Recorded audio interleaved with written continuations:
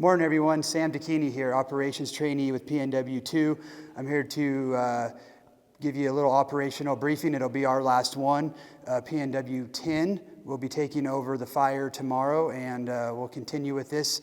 And they'll also be the ones taking over the supervision of the operational resources on the ground starting tomorrow's shift. So we'll move into today's update and kind of what went on yesterday. And we'll start with kind of a little bit of the fire activity we had and some of the suppression stuff that we did. And so we'll hop all the way down into our Pingree area and a little bit of fire activity that people could have been seeing up above the CSU campus and the Rainbow area. And yesterday, there was a little bit of single tree torching in there, some logs on the ground burning, and we were able to use our aviation. We were able to do helicopter bucket drops on that and keep it in check.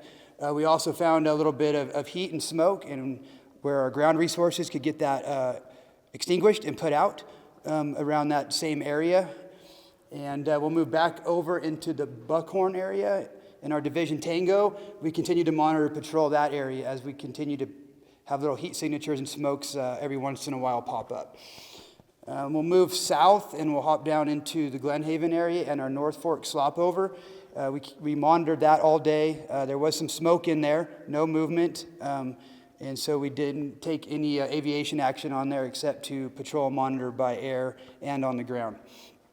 I'm moving down behind Estes Park where we've had smoke in the Beaver Meadow area. We continue to patrol and monitor that. A little bit of smoke that's interior of that stuff, and that stayed in place also.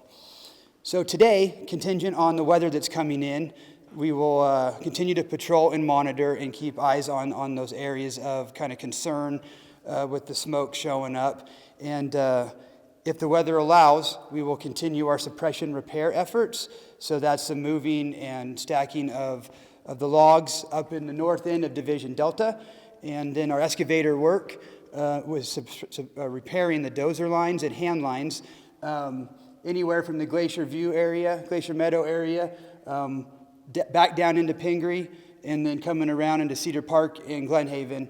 If the weather allows, we'll continue that suppression repair.